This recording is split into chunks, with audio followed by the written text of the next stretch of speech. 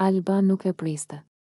Edhe pse zemra e saj e kishte parandier diçka, mendja refuzonte ta pranonte. Ajo ishte ulur pak më larg, duke u përpjekur të dukej e qetë, por brenda saj gjithçka po dridhej. Çdo zë rreth saj dukej i largët, çdo lëvizje e ngadalë, sikur koha po zgjatej për ta përballur me atë që nuk donte të shite, dhe pastaj ndodhi, dolce dhe limi u afruan. Nuk ishte një afrim i rastësishëm. Ishte i qartë, i vendosur, pa hezitim. Një shikim, një hap më afër, dhe buzët e tyre u bashkuan.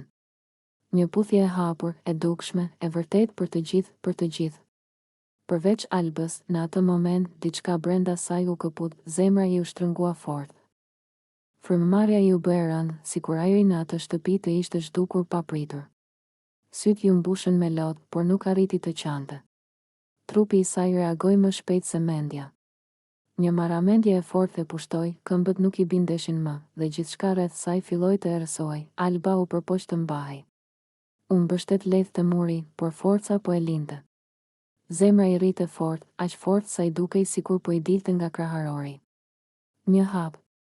Pastaj asgjë, ajo u rrëzua, trupi i saj ra ngadalë, por për të ishte sikur po binte në një humner të thellë. Zërat u ngritën. Dikush thirri emrin e saj. Paniku përfshiu shtëpinë, Alba. Alba. Labinoti ishte i pari që reagoi. Ai u afrua me nxitim, fytyra e tij e zbet nga frika. Çfarë po ndodh?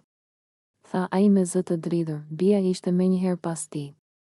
Ajo ul pran Albës, duke i mbajtur kokën me duar që i dridheshin, hap syt, të lutem, i përshpëriti, me zërin që i thyej nga emocioni, por Alba nuk reagoi, ajo kishte humbur ndjenjat, në ato minuta, shtëpia nuk ishte më lojë. Nuk ishte më Big Brother.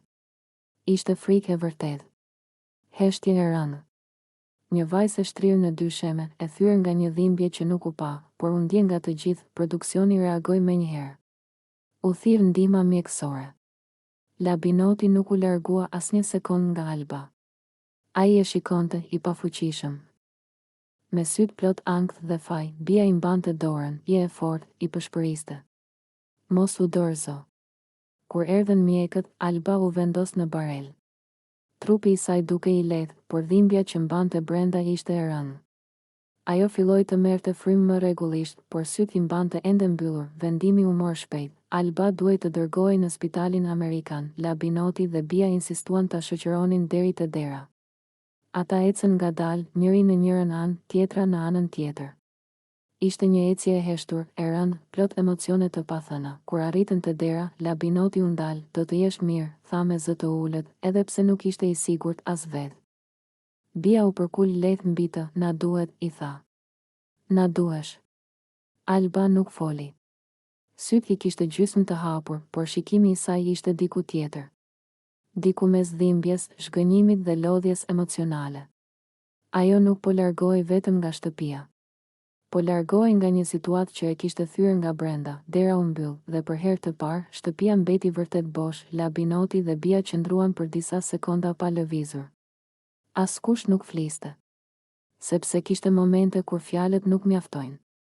Kur kupton se ndjenjat nuk janë lojë, dhe se një puthje mund të rrëzojë një zemër të tërë, në atë natë, Big Brother nuk fitoi dramë. Humbja ishte njerëzore. Dhe Alba po luftonte jo vetëm për shëndetin e saj, por për të mbledhur copat e një zemre që ishte thyer para syve të të gjithëve. Eliona nuk e tha menjëherë.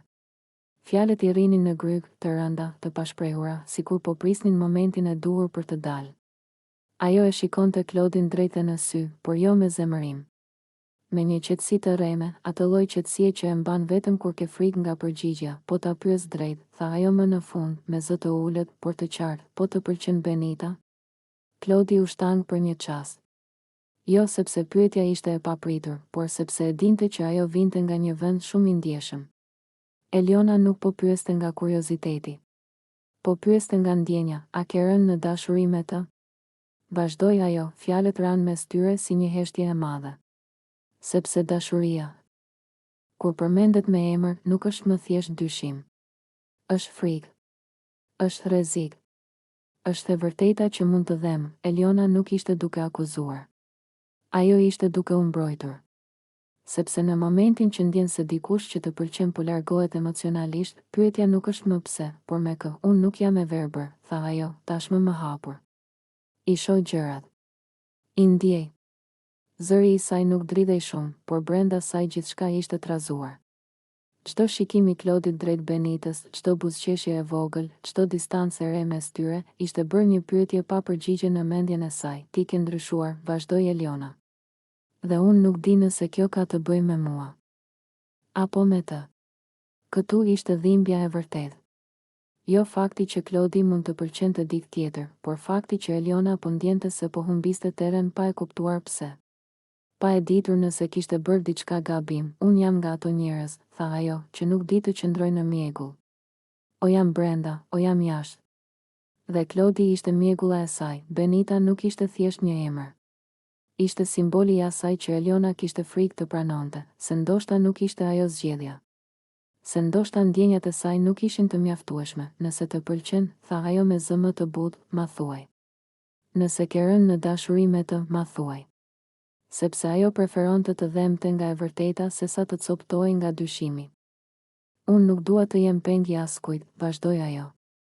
As i ndjenjave të mia, në atë moment, Eliona tregoi forcë. Jo sepse ishte e ftohtë, por sepse po përpiqej të ruante dinjitetin e saj emocional. Ajo nuk po lutej. Po kërkonte qartësi, unë jam këtu sepse ndjej diçka për ty, i tha. Dhe pikërisht për këtë arsye po të flas. Kjo ishte dashuria e saj, e sinqertë, e hapur, pa lojra. Një dashuri që nuk di të fshihet pas ironisë apo indiferencës.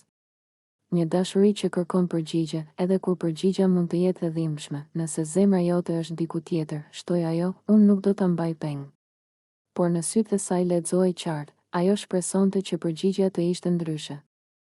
Eliona ishte e dashuruar me Klodin, dhe kjo pyetje nuk ishte fundi i asaj dashurie, por prova më e madhe e saj. Sepse vetëm kur do vërtet ke guximin të pyesësh, me kë është zemra jote? Dhe në atë heshtje që pasoi, ajo e kuptoi se çfarëdo përgjigjeje që do të vinte, ajo kishte bërë gjën e duhur. Kishte folur. Kishte dalë nga heshtja. Kishte mbrojtur veten, sepse dashuria pa të vërtetën nuk është dashuri. Është pritje. Dhe Eliona nuk ishte vajzë që pret në errësirë. Eliona e qëndroi për disa çaste në heshtje përpara se të fliste. Ishte ajo heshtje që nuk lind nga mungesa e fjalëve, por nga frika se mos thua shumë. Syt i kishte të përqendruar te Klodi, por jo me siguri. Me dyshim. Me kërkim.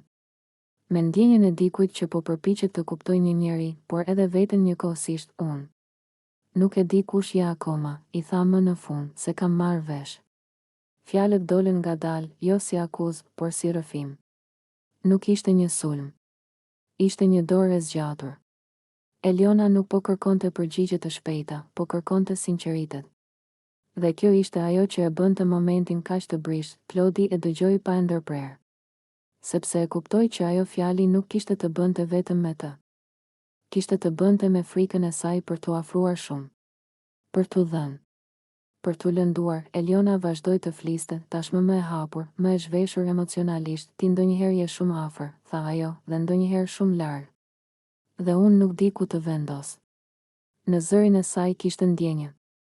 Jo konfuzion i zbrazët, por konfuzion që lind kur të intereson dikush më shumë se ç'duhet. Ajo ishte e dashuruar, por nuk donte ta pranonte as për veten. Sepse dashuria, kur vjen pa siguri, bëhet frikë. Unë të shikoj, vazhdoi ajo, edhe kur nuk flet. Edhe kur bën sikur nuk të intereson. Dhe kjo më bën të mendoj shumë. Eliona ishte nga ato vajza që ndjejnë thellë. Por flasin pak. Që analizojnë çdo gest, çdo shikim, çdo ndryshim toni. Dhe Klodi, me natyrën e tij të mbyllur, ishte bërë misteri i saj më i madh. Ka momente, tha ajo me zë të ulët, që mendoj se të njoh. Dhe pastaj, në një sekond, më dukesh krejt tjetër. Kjo ishte ajo që e tremte. Jo fakti që nuk e njihte ende, por fakti që po i pëlqente pa e njohur plotësisht. Dhe kjo e vendoste në një pozicion të pambrojtur. Eliona nuk po luante. Ajo nuk po kërkonte avantazh. Po kërkonte qartësi. Po kërkonte një shenjë që ndjenjat e saj nuk ishin të njëanshme. Unë nuk jam këtu për lojra emocionale, i tha ajo. Nuk di të bëj sikur. Nëse ndjej. Dhe pikërisht aty kuptoheshte se ajo ishte e dashuruar. Sepse vetëm kur ndjen fort, ke frikë të mos gabosh. Vetëm kur të intereson dikush, të shqetëson fakti që nuk e njeh ende plotësisht, Klodi e dëgjoi. Nuk foli shumë. Dhe kjo heshtje e tij ishte ajo që e bënte Elionën edhe më të pasigurt. Sepse ajo donte një përgjigje, por kishte frikë nga ajo që mund të dëgjonte. Unë po rrezikoj, tha ajo më në fund. Dhe ti ndoshta nuk e kupton sa shumë. Në atë moment, Eliona nuk ishte më thjesht një banore.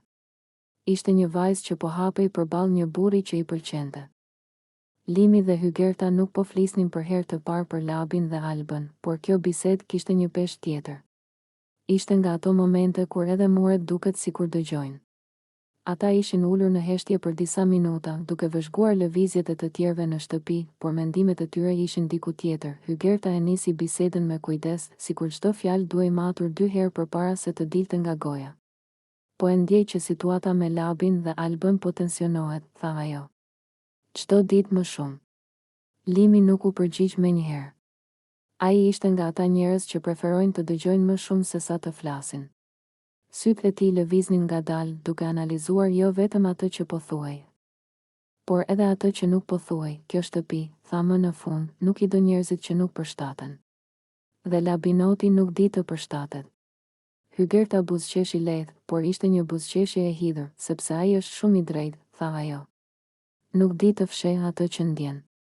Dhe Alba, shtoi Limi, është e njëjta gjë. Ajo ndjen shumë.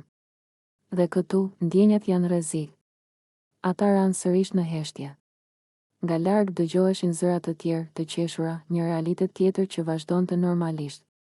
Por për ta, kjo bisedë ishte më e rëndësishme se çdo lojë apo sfidë. E di çfarë është më ironike? Tha Hygerta pas pak. Ata nuk po bëjnë asgjë kundër askujt. Dhe prap janë në shënjestër. Limi tunte kokën ngadalë, sepse nuk ke nevojë të sulmosh për të qenë kërcënim, tha ai. Mjafton të jesh i vërtetë. Pastaj erdhi ajo fjali. Ajo fjali që ndryshoi tonin e gjithë bisedës. Unë jam i sigurt, tha Limi me një zë të ulët, por të prerë, që Labinotin dhe Albën, kur të dua, i nxjerr nga Big Brother Kosova. Hygerta e pa drejtë në sy. Nuk ishte shaka. Nuk ishte mendim i hedhur kot. Ishte një deklaratë e menduar, kur të dua. E pyeti ajo. Çfarë do të thotë kjo? Do të thotë moment, u përgjigj Limi. Koha e duhur. Jo nga inati. Jo nga presioni. Por nga strategjia. Hygerta u mbështet pas karriges. Po nëse publiku nuk e kupton? Pyeti ajo. Po nëse dalja e tyre shihet si humbje? Limi buzëqeshi lehtë, dalja nuk është gjithmonë humbje, tha. Ndonjëherë është shpëtim.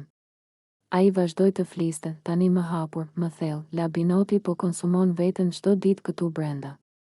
Alba po mbyllet. Kjo shtëpi nuk i ushqen, i shtëron. Dhe unë e shoh këtë.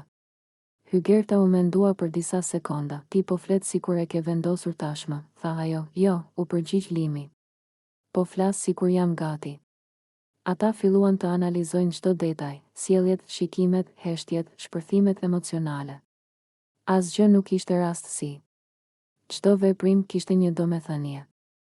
Çdo reagim ishte pasojë e presionit. Alba, tha Hygerta, është nga ato vajza që mbajnë gjithçka brenda. Dhe një ditë, ose shpërthen, ose thyhet.